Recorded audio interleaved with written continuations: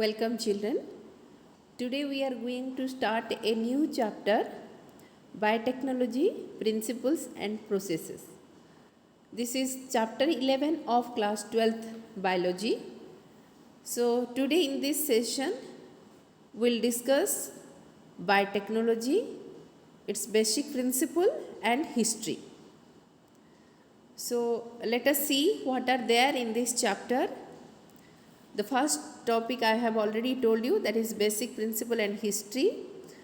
Then tools of biotechnology, restriction enzymes, gel electrophoresis, cloning vectors, making host competent, process of rDNA technology, isolation of DNA, cutting of DNA and gene amplification using PCR, processes of rDNA technology, insertion of rDNA in host and obtaining foreign gene product. So this chapter is very interesting chapter बच्चों. तो I hope कि आप इसको end तक देखेंगे and I can clarify all your concepts related to this chapter. So अभी हम देखते हैं कि what previous knowledge you are having before coming to this chapter. You know the basic structure of DNA as double helical structure. You know the understanding of the plant breeding and animal breeding. You are also aware of sexual reproduction creates variation and asexual reproduction preserves genetic characters. Then let us start our discussion on the basis of these knowledge. Biotechnology, basic principle and history. So what will be your learning outcome, children? After completion of the lecturer, you will be able to briefly explain the history of biotechnology and its evolution. You will be able to define biotechnology as per EFB, European Federation of Biotechnology. You will be able to describe the basic principles involved in process of biotechnology. You can differentiate between traditional and modern view of biotechnology. You can explain the genetic engineering and bioprocess engineering as component of biotechnology. So let us start with history of biotechnology. So children, biotechnology was coined by Erkki Hungarian engineer in 1919. In 8000 BC, domestication of animal and agriculture, which was a study of biotechnology. बच्चों यहाँ मैं आपको बताना चाहूँगी 1970 से जितना process हुआ है उसको हम बायोटेक्नोलॉजिकल प्रोसेस नाम दिए हैं, लेकिन उससे पहले ऐसा नहीं कि बायोटेक्नोलॉजी नहीं था. उससे पहले भी बायोटेक्नोलॉजी था, लेकिन it was not grouped as biotechnology और बायोलॉजिकल टेक्नोलॉजी. और हम ऐसे भी बोल सकते हैं कि बायोटेक्नोलॉजी जो एक ब्रांच ऑफ साइंस है उसका जो नोमेनक्लेचर नहीं हुआ था, लेकिन उससे पहले काफ़ी सारे ऐसे डिस्कवरीज हो चुके थे जो कि बायोटेक्नोलॉजी कहलाता है. और उसको हम क्या बोलते हैं? Old biotechnology, ancient biotechnology. तो उसमें बच्चों हम 8000 BC में हम क्या किए थे? Domestication of animals and agriculture. Then 6000 BC में yeast was utilised to prepare beer and Sumerians and Babylonians, ये सब किए थे. सो ये सब अभी हम उसको जब they become a part of biotechnology, अभी ये बायोटेक्नोलॉजी का एक पार्ट है, हिस्सा है, लेकिन उस वक्त इसको बायोटेक्नोलॉजी के रूप से नहीं जाना जाता था. उसी तरह 4000 BC में in Egypt a process was discovered to prepare leavened bread by means of yeast. So yeast के द्वारा एक तरह का ब्रेड बनाया जाता था. So that was also a type of biotechnology. Then classical biotechnology का emergence हुआ 2000 BC to 1900 AD के बीच में. अभी इसको हम बायोटेक्नोलॉजी के रूप से जानने लगे. सो 1900 टू 1953 में स्टडी हुआ जेनेटिक्स का। देन 1953 टू 1976 तक DNA research and science बूम्स। Then in 1977, modern biotechnology emerged, which included the manipulation of genetic information in organisms, genetic engineering, and this was known as era of recombinant DNA technology. अभी तक since 1977 this era is known as recombinant DNA technology era. So ये जितने सारे process हम यहाँ पर देखें बच्चों, ये सारे बायोटेक्नोलॉजिकल प्रोसेस है। Only the thing is that कि हम इसको बायोटेक्नोलॉजी नाम नहीं दिए थे, ठीक है। देन अभी देखेंगे what is biotechnology. Hungarian engineer Karoly Ereky in 1999 coined biotechnology in his book, where he described method to convert meat, fat, milk and agricultural produce into something more useful and productive। तो सबसे पहले biotechnology का जिक्र किया था Hungarian engineer Karoly Ereky in 1999 में। उन्होंने क्या किसके बारे में लिखा था? उन्होंने कुछ मेथड्स के बारे में लिखा था जिसके द्वारा meat, fat, milk and agricultural product को किसी और दूसरे यूजफुल प्रोडक्ट में किस तरह कन्वर्ट किया जा सकता है। देन उसके बाद then the people cited biotechnology as use of technology. तो जब ये कुछ मेथड्स है, उस मेथड को यूज़ करके कुछ नया प्रोडक्ट बनाया जा रहा है, एक प्रोडक्ट से दूसरा प्रोडक्ट, तो पीपल उसको मानने लगे, लोग उसको मानने लगे कि बायोटेक्नोलॉजी क्या है? Use of technology in the field of biology. Use of technology in the field of biology with rooted application in agriculture, food processing industry, medicine diagnostics, bioremediation, waste treatment and energy production to benefit mankind and society। तो लोग उसको biotechnology को किस तरह कहने लगे कि it is the use of technology in the field of biology. तो किस किस फील्ड में? एग्रीकल्चर में एप्लीकेशन होगा, फूड प्रोसेसिंग इंडस्ट्री में एप्लीकेशन होगा, मेडिसिन डायग्नोस्टिक्स में एप्लीकेशन होगा, bio remediation and waste treatment and energy production में भी एप्लीकेशन होगा। किस लिए? For the benefit of the mankind and the society.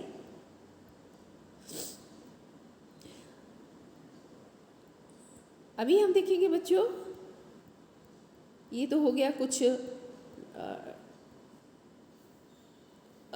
जो कुछ साइंटिस्ट दिए थे उसका, लेकिन इसका एक पक्का डेफिनेशन दिया गया बाय वन ऑर्गेनाइजेशन। लेकिन उससे पहले हम जानेंगे कि एक्चुअली ये biotechnology, modern biotechnology, ancient biotechnology, traditional biotechnology, ये सब क्या है।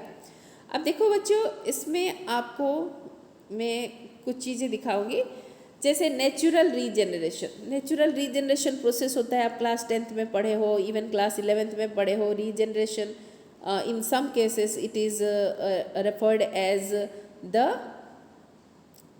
method of reproduction, but in some organisms the organs can regenerate, so that is natural process of regeneration. Then breeding, that can also occur naturally. Agriculture, brewing and baking, but brewing, baking, that can be done artificially. Then tissue culture can be done artificially. Then regeneration can also be done artificially in the culture media। आपने सुना होगा skin का culture किया जाता है, जैसे liver का culture medium में रीजनरेट किया जाता है, उसी तरह हमारा आर्टिफिशियल ब्रीडिंग भी किया जाता है, ठीक है। तो ये सब जो होता है that lead to emergence of modern biotechnology. So what is modern biotechnology? Modern biotechnology includes cell fusion, 2 cell को फ्यूज़ कराना है। ट्रांसफॉर्मेशन, यानी एक सेल से दूसरे सेल में जेनेटिक मटेरियल को ट्रांसफ़र कराना है। कंजुगेशन, यानी दो सेल को कांटेक्ट में लाना है, after exchanging there genetic material उनको सेपरेट करना है। देन rDNA टेक्नोलॉजी यानी रिकॉम्बिनेंट डीएनए टेक्नोलॉजी, जिसमें आता है आपका जेनेटिक इंजीनियरिंग, यानी इंजीनियरिंग मतलब क्या है, रिपेयरिंग ऑफ समथिंग, ठीक है। तो यहाँ पर क्या किया जाता है, डीएनए को रिपेयर किया जाता है और transgenic organism production, that is genetically modified organism.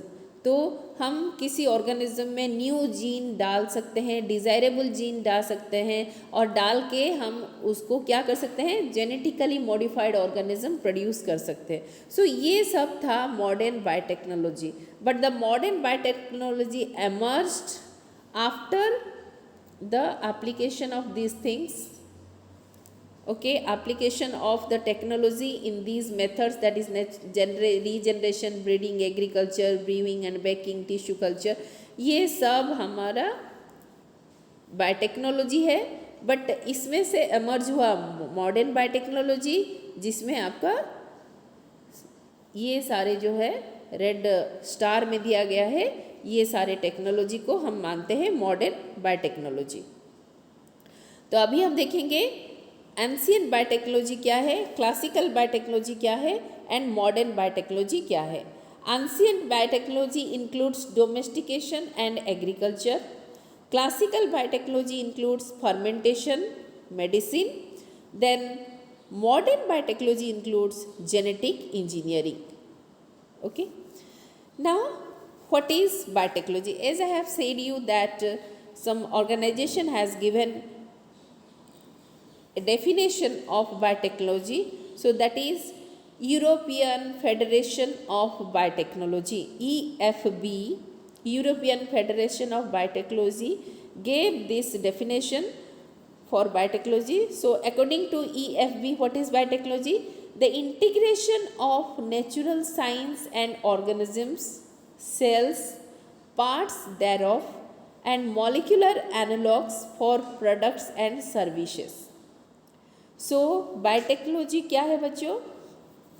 It is the integration of natural science. Natural science means biological science, environmental science, ये सारे natural science है, and organisms. उसके साथ क्या है? organisms का cells and parts of the cell, parts of the organism, और उसका क्या है, molecular analogues, मतलब उसके अंदर क्या molecules है, basically the genetic materials, the DNA, the RNA, the protein, ठीक है। ये सब का हम इंटीग्रेशन करेंगे, what for products, for getting products which will be useful for the mankind and also for the services for the society, ठीक है। So this is the definition children, you have to remember, okay। now अभी हम देखेंगे what are the two basic principles of biotechnology। Modern biotechnology का दो basic principle है बच्चों, ये अक्सर एग्जाम में आता है। So first one is genetic engineering and second one is bio process engineering, ठीक है। ये जो मॉडर्न बायोटेक्नोलॉजी में हमको सक्सेस क्यों मिला, एक है जेनेटिक इंजीनियरिंग, दूसरा है bio process engineering. So what is genetic engineering? It is alteration chemistry of genetic material, that is DNA and RNA, and introduce into the host's genome and altering its phenotype। इसका मतलब क्या है, किसी भी organism का DNA या फिर RNA को हम उसका केमिस्ट्री चेंज करेंगे, यानी केमिस्ट्री मतलब क्या करेंगे, उसका न्यूक्लियोटाइड बेसिस को चेंज करेंगे, ठीक है। उसके बाद हम उसको क्या करेंगे, होस्ट के जीनोम में इंट्रोड्यूस करेंगे, so that the phenotype of the host will be changed. क्योंकि उसमें जो हम डीएनए डाल रहे हैं वो डीएनए मॉडिफाइड डीएनए है, उसमें हमने न्यूक्लियोटाइड को चेंज किया हुआ है, उसमें हमने जीन को चेंज किया हुआ है, उसमें हो सकता है हमने कुछ डिजीज़ के लिए ट्रीटमेंट के लिए हो या फिर रिपेयर के लिए हो, हमने उसको चेंज किया है और हमने होस्ट में डाला है। एंड जिसके वजह से उसका फिनोटाइप अल्टर होता है, यानी फिनोटाइप में चेंज दिखाई देता है। तो this is called genetic engineering. दूसरा क्या है बच्चों, bio process engineering. So maintenance of sterile atmosphere to enable growth of only the desired cell in large quantities for the manufacture of products like antibiotics, vaccines, enzymes, etc. तो बच्चों ये genetic engineering कैसे ये fruitful होगा? हम कोई DNA को ले रहे हैं, हमने उसका केमिस्ट्री चेंज किया, चेंज करने के बाद हम होस्ट सेल में डालेंगे, और जो होस्ट सेल जनरली हम इसको क्या करते हैं, बैक्टीरियाज में डालते हैं। फिर बैक्टीरिया से हम बैक्टीरिया, ईस्ट, ये सब का जीनोम को हम यूज़ करते हैं। यूज़ करने के बाद हम उसको क्या करते हैं, जो हमारा टारगेटेड होस्ट है उसमें हम डालते हैं। जैसे जैसे हम आगे बढ़ते जाएंगे इसका रिकॉम्बिनेंट डीएनए टेक्नोलॉजी आपको समझ में आ जाएगा। लेकिन इसके लिए बच्चों सबसे बड़ा ज़रूरत चीज़ है कि एक स्टेराइल एनवायरनमेंट, मतलब ये जो काम किया जाएगा, जेनेटिक इंजीनियरिंग का काम किया जाएगा, चाहे वो टिश्यू कल्चर हो, चाहे वो रिकॉम्बिनेंट डीएनए टेक्नोलॉजी हो, ये सब जहाँ किया जाएगा वहाँ पर कोई भी इन्फेक्शियस एजेंट नहीं होना चाहिए। That means that should be sterile atmosphere so that there will be only growth of those cells which we desire or which contains the desirable DNA। जिसमें desirable DNA है वही सेल, चाहे वो body का किसी पार्ट का cell हो या फिर बैक्टीरिया हो या फिर ईस्ट हो, हमने जिसमें वो डीएनए को डाला है वही सेल ग्रो करेगा। उसके अलावा और कोई सेल यानी फंगस, वायरस, बैक्टीरिया और कोई दूसरा वहाँ पर ग्रो नहीं करेगा। So it is very very important in order to get the products of the gene. हमने जो डिज़ायर्ड जीन जिसमें केमिस्ट्री चेंज किया हमने, उस जीन से प्रोडक्ट, अच्छा प्रोडक्ट पाने के लिए, प्यूरिफाइड फॉर्म में प्रोडक्ट पाने के लिए, जैसे प्रोडक्ट क्या हो सकता है, एंटीबायोटिक्स हो सकता है, वैक्सीन हो सकता है, कुछ एंजाइम्स हो सकते हैं, ये सब हमको प्योर फॉर्म में पाने के लिए हमको क्या करना है, एक एसेप्टिक कंडीशन यानी स्टेराइल एटमॉस्फेयर चाहिए। Okay, so these two field enable the modern biotechnology to prosper। अभी हम देखेंगे कि ये जो हमने पढ़ा प्रिंसिपल ऑफ बायोटेक्नोलॉजी, इसका कंसेप्चुअल डेवलपमेंट कैसे हुआ, इसका कंसेप्चुअल डेवलपमेंट कैसे हो सकता है। देखो, the first one is the sexual reproduction harbours more variation. देखो, बायोटेक्नोलॉजी का एमरजेंस क्यों हुआ, इसके पीछे क्या है, ऐसा क्या रीज़न था जिसके वजह से हमने डीएनए को बदलने की सोचा। तो पहले देखो, सेक्सुअल रिप्रोडक्शन हार्बर्स मोर वेरिएशन, सेक्सुअल रिप्रोडक्शन से ज़्यादा वेरिएशन होता है। ट्रेडिशनल हाइब्रिडाइजेशन, जो पहले हम आप क्लास चैप्टर 1 में पढ़े थे ना, sexual reproduction in flowering plant में हाइब्रिडाइजेशन पढ़े थे। तो ट्रेडिशनल हाइब्रिडाइजेशन में क्या होता है, रैंडम रिकॉम्बिनेशन होता है। रैंडमली हम प्लांट ले रहे हैं, ठीक है, उसका हम फिनोटाइपिक कैरेक्टर लेकर हम उसको हाइब्रिडाइज कर रहे हैं, उसका जेनेटिक लेवल पे हम कैरेक्टर नहीं देख रहे हैं। So that is traditional hybridization. So traditional hybridization में जो रिकॉम्बिनेशन होता है, दो प्लांट का कैरेक्टर कंबाइन होता है, तो वो रैंडम वे में होता है। So that is random recombination. ये एक इसका डिसएडवांटेज है। सेक्सुअल रिप्रोडक्शन में variation is okay, it is good, but more variation is always may not be good for the individual. The next, inclusion of undesirable genes and its expression in traditional method।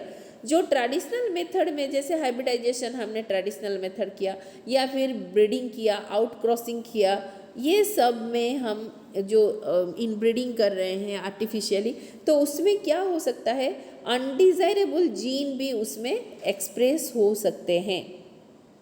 ठीक है, तो ये एक disadvantage है हमारे traditional methods के लिए। Then fourth one is genetic engineering solves the issue by selection of target genes only. तो ये जो 3 डिसएडवांटेज है, ठीक है, ड्रॉबैक्स है ट्रेडिशनल मेथड्स का, उसको कौन सॉल्व कर रहा है? जेनेटिक इंजीनियरिंग, यानी आपका biotechnology, which solves the issue by selection of target gene only। ये सारे केस में जो रैंडमाइजेशन था, वो रैंडमाइजेशन को दूर करके जेनेटिक इंजीनियरिंग क्या करता है? ओनली टारगेटेड जीन को ही हम किसी होस्ट में डालते हैं ताकि हमको only will get the desirable gene, हमको सिर्फ डिज़ायरेबल जीन मिलेगा, उसमें रैंडमाइजेशन नहीं होगा। So this is the basic concept behind the development of the modern biotechnology। अभी हम देखेंगे टेक्निक्स ऑफ जेनेटिक इंजीनियरिंग। जो हमने बताया genetic engineering is one of the most important principle of modern biotechnology. उसका बेसिक स्टेप्स क्या है? The first step is creation of recombinant DNA. ये कैसे बनता है हम पढ़ेंगे उसके बारे में। Then second step is gene transfer into host organism and third one is gene cloning. तो बच्चों यहाँ पर ब्रीफली हमने दिखाया है, आपका टेक्स्ट बुक का ही पिक्चर हमने लिया है, एनसीईआरटी टेक्स्ट बुक का। तो यहाँ पर देखो बच्चों, ये है फॉरेन डीएनए, देख रहे हो आप, this is foreign DNA. And ये क्या है? Vector DNA. वेक्टर यानी हम ऐसा एक डीएनए लेते हैं जो कि फॉरेन डीएनए को कैरी करके होस्ट तक ले जाएगा, ठीक है। ऐसे तो नहीं कि हम डीएनए को इंजेक्ट कर देंगे किसी की बॉडी में लेकर directly, it is not possible. तो हमको क्या करना है? एक होस्ट चाहिए, होस्ट में इंट्रोड्यूस करने के लिए हमको एक वेक्टर चाहिए and that vector will carry the foreign desirable gene. अभी ये फॉरेन डीएनए है, किसी ऑर्गेनिज्म का डीएनए है, उससे हमको पूरा डीएनए नहीं चाहिए and we need only this piece of DNA. हमको ये छोटा सा पीस डीएनए चाहिए, this portion of this gene is only required. तो हम अभी क्या करेंगे? ये दोनों को मिलाकर ये vector and this part of the foreign gene, foreign DNA का ये जीन को लेकर हम इसका एक कॉम्बिनेशन बनाएंगे, that is called recombinant DNA. ये जो डीएनए बनता है इसको कहा जाता है रिकॉम्बिनेंट डीएनए। अभी इस रिकॉम्बिनेंट डीएनए को हम कहाँ इंट्रोड्यूस करेंगे? बैक्टीरिया में। Why bacteria? Because we want to get the multiple copy of this. एक कॉपी से कुछ नहीं होगा, तो इसलिए इसका मल्टीपल कॉपी हमको पाना है, that is called gene cloning. Gene cloning वो अभी जैसे जैसे आपका बैक्टीरिया रिप्रोड्यूस करता जाएगा, ये vector along with the DNA, that is R DNA, recombinant DNA भी मल्टीप्लाई करता जाएगा, ठीक है। ये वेक्टर क्या है, ये कैसे जुड़ता है, फिर कैसे ट्रांसफ़र किया जाता है, ये हम जैसे आगे बढ़ेंगे उसके बारे में हम पढ़ेंगे। तो बच्चों याद रखो, techniques of genetic engineering involves 3 steps, 3 basic steps. Creation of recombinant DNA, जैसे हमने इसको बताया, ये दोनों मिलकर आपका रिकॉम्बिनेंट डीएनए बना। Then gene transfer into host organism, here host is bacteria. हमने इस डीएनए को, रिकॉम्बिनेंट डीएनए को होस्ट में ट्रांसफ़र किया। अभी उसके बाद आपका जो होस्ट था, that host will reproduce, multiply and that will form the identical copy of the DNA. Desirable DNA का आइडेंटिकल कॉपी बनाएगा। जितने सारे ऑर्गेनिज्म उससे बनेंगे सबका आइडेंटिकल डीएनए होगा, तो that is called gene cloning. अभी हम देखेंगे बच्चों first case of making R DNA, recombinant DNA का फर्स्ट केस हम देखेंगे। देखो, this is very important children. Stanley Cohen and Herbert Boyer in 1972 constructed the first recombinant DNA. Very important children.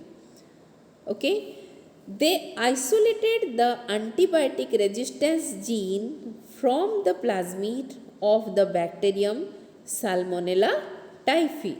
ठीक है, उन्होंने क्या किया था?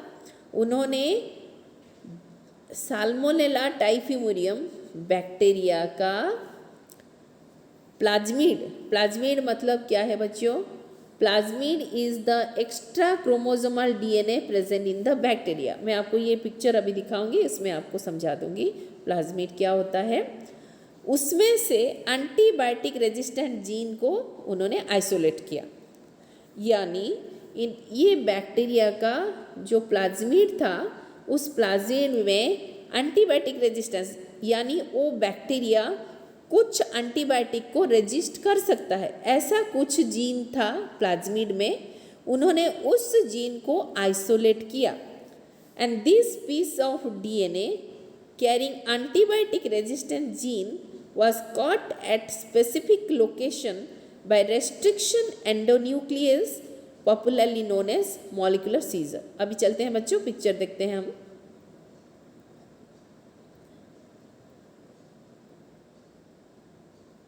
देखो, हम अभी फिर स्टेप बाय स्टेप जाएंगे, ये पूरा पिक्चर था। देखो बच्चों, सबसे पहले हम देखेंगे प्लाज्मिड क्या है। देखो, सबसे पहले बैक्टीरिया का आप जानते हो nucleoid is the nuclear region, जहाँ पर उसका जेनेटिक मटेरियल होता है। लेकिन उसको छोड़ के कुछ बैक्टीरिया में एक डबल स्ट्रैंडेड सर्कुलर डीएनए होता है, जैसे यहाँ पर दिखाया गया है, दैट इज कॉल्ड प्लाज्मिड। तो ये हो गया प्लाज्मिड। तो उन्होंने क्या किया, प्लाज्मिड को बैक्टीरिया से निकाला, ठीक है। उसके बाद उन्होंने क्या किया, रेस्ट्रिक्शन एंजाइम, एक it is a type of enzyme which cuts the DNA at a specific site, एक स्पेसिफिक साइट में उसको कट करता है। तो आप देख सकते हो यहाँ पर, देखो इसको क्या कहा जाता है, मॉलिक्यूलर सीजर भी कहा जाता है। तो उन्होंने क्या किया, इस प्लाज्मिड में उन्होंने क्या अप्लाई किया, रेस्ट्रिक्शन एंजाइम अप्लाई किया, और उन्होंने क्या रिमूव किया उस प्लाज्मिड से, एंटीबायोटिक रेजिस्टेंट साइट। तो इस प्लाज्मिड में कुछ साइट, कुछ जीन्स ऐसे होते हैं जो कि कुछ एंटीबायोटिक को रेजिस्ट कर सकते हैं, यानी ये बैक्टीरिया उस एंटीबायोटिक के प्रेजेंस में सरवाइव कर सकता है, वो एंटीबायोटिक से इनको कुछ हार्म नहीं हो सकता। तो ऐसे एक एंटीबायोटिक रेजिस्टेंट साइट यानी जीन को उन्होंने मॉलिक्यूलर सीजर यानी रेस्ट्रिक्शन एंजाइम से कट किया। ठीक उसी तरह उन्होंने क्या किया, एक फॉरेन डीएनए लिया, फॉरेन डीएनए को, और ये जो डीएनए, ये डीएनए कहाँ से आया था, प्लाज्मिड। प्लाज्मिड से हमने यहाँ ऐसे सी सेप्ट क्यों है, because he has removed the antibiotic resistant site. अभी ये दोनों को उन्होंने डीएनए लाइगेज के द्वारा जोड़ दिया, ठीक है। अभी जोड़ने के बाद क्या हुआ बच्चों, देखो ये बन गया आपका recombinant DNA. So here you can see, आप यहाँ देख सकते हो कि एक पोर्शन आपका मैरून कलर का है, एक पोर्शन ग्रीन कलर का है। तो ग्रीन कलर जो है that is foreign DNA, and जो मैरून कलर है that is the vector DNA यानी प्लाज्मिड का डीएनए है, ठीक है।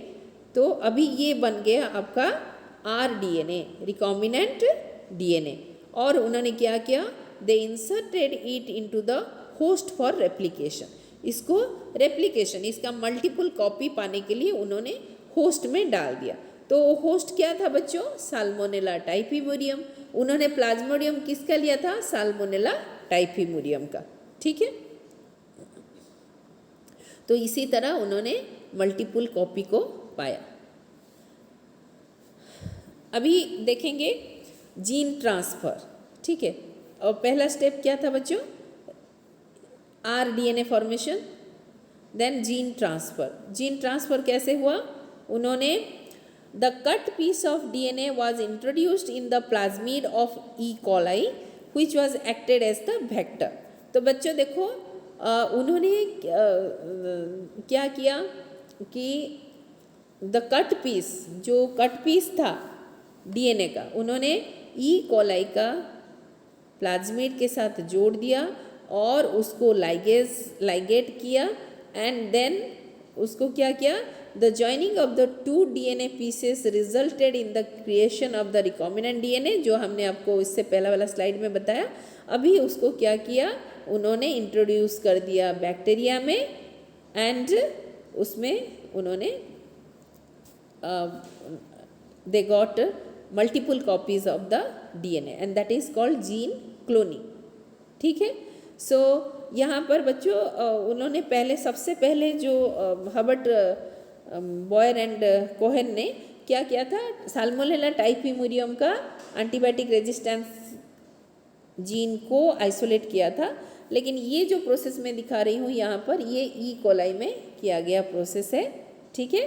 तो ये ई कोलाई से लिया गया, फिर ई कोलाई में डाल दिया गया और ई कोलाई में ही ज़्यादा दैट जीन का जो क्लोन है वो पाया गया. तो बच्चों ये था बेसिक्स ऑफ बायोटेक्नोलॉजी, जो बेसिक प्रिंसिपल्स है उसके बारे में हमने जाना और इसके हिस्ट्री के बारे में जाना.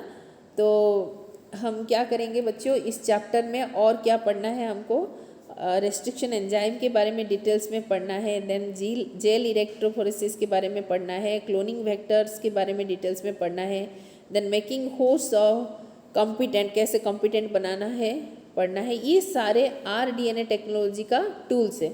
अभी हमने आपको सिर्फ बेसिक्स बताया, उसके बाद हम आपको हर एक चीज़ डिटेल्स में पढ़ाएंगे. जैसे यहाँ पर जो जो यूज़ हुआ है, जैसे आपको रेस्ट्रिक्शन एंजाइम, ठीक है, देन जेल इलेक्ट्रोफोरेसिस से कैसे DNA को सेपरेट किया जाता है, क्लोनिंग वेक्टर क्या होता है, प्लाज्मिड, स्पेशली हम प्लाज्मिड के बारे में पढ़ेंगे. देन होस्ट को कैसे कॉम्पिटेंट करना है, ऐसे तो प्लाज्मिड को हम छोड़ देंगे तो होस्ट के अंदर नहीं जाएगा, हमको होस्ट को कॉम्पिटेंट करना है. So all these are the tools of RDNA technology.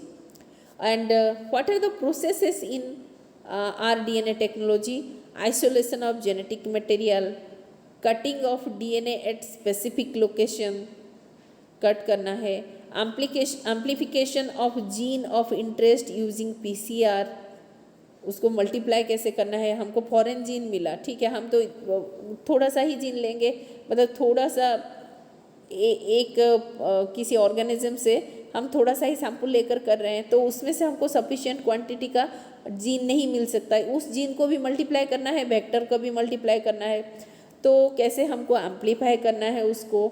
The next insertion of recombinant DNA into the host cell, उसके बाद होस्ट सेल में किस प्रोसेस से हम डालेंगे.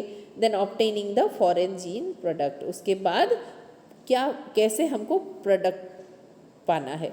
तो ये था बच्चों प्रोसेसेस और ये था टूल्स, क्या क्या टूल चाहिए काम करने के लिए और क्या क्या काम करना है, so that we will get the product of the recombinant DNA. ठीक है. तो बच्चों एक बार देख लेते हैं हमने आज क्या पढ़ा. Biotechnology is use of technology to create biological product and service useful to mankind. This is the simplest definition, but you have to remember EFB के द्वारा दिया गया जो डेफिनेशन है वो आपको याद रखना है. EFB और European Federation of Biotechnology defines biotechnology as the integration of natural science and organisms, cells, parts thereof and molecular analogues for products and services. The two principal branch of biotechnology are genetic engineering, that is altering the genetic material. The next is bioprocess engineering, that is maintaining contamination free chemical culture to get desired product. Then what are the basic steps in biotechnological process? Creating a RDNA, inserting it into desired host, then copying the gene. तो अभी देख लेते हैं बच्चों आज के session में आपने क्या पढ़ा, कितना ग्रास्प किया. थोड़ा इंस्टेंटली हम आपका असेसमेंट कर लेते हैं. Who coined the term biotechnology? Mendel, Ereky, Boyer, Watson. Modern biotechnology started in the year 1953, 1968, 1977, 1986. Which of the following does not comes under biotechnology? IVF leading to test tube baby, creation of humulin, making wine from molasses, making of fertilizers. EFB stands for European Federation of Biotechnologists, European Federation of Biotechnology, European Federation of Biotechnology, then Ethiopian Foundation of Biotechnology. First recombinant DNA was created by Herbert Boyer and Dash in Dash. Stanley Cohen in 1972, Carey Mullis in 1986, Stanley Miller in 1953, Watson in 1951. Restriction enzymes are also called molecular glue, molecular scissor, molecular knife, molecular stapler. तो your time has already been started children. ये हमने जब से पढ़ना शुरू किया तब से कुछ टाइम शुरू हो चुका है। आप अपना ऑप्शन चूज़ कर लीजिए, इसमें से कौन सा ऑप्शन होगा। Before that you go through the video properly and उसके बाद हम देखेंगे इसका आंसर क्या है। ठीक है, so the highlighted portions are the answers. Okay, so you go through the answer and check your answer. पहले आपको खुद का आंसर करना है, उसके बाद मेरे आंसर के साथ इसको टैली करना है। ठीक है, तो ये था बच्चों आपका इंस्टेंट असेसमेंट, लेकिन आपको होम असाइनमेंट देना तो हम नहीं भूलेंगे, कुछ होम असाइनमेंट जरूर लेना है आपको। Define the following terms: biotechnology, plasmid, genetic engineering, cloning, bioprocess engineering. Question number 2, answer the questions in brief. What is genetic engineering? List its basic steps. What is ORI? What role does it play in biotechnology? ये बच्चों आपको आप replication में पढ़े हो, इसीलिए हमने यहाँ पर दे दिया है, बट इसका काम क्या है आप भी जानते हो, तो बायोटेक्नोलॉजी में भी सेम काम है। Briefly explain the creation of first artificial recombinant DNA molecule. What is the fate of a piece of DNA transferred in an alien organism?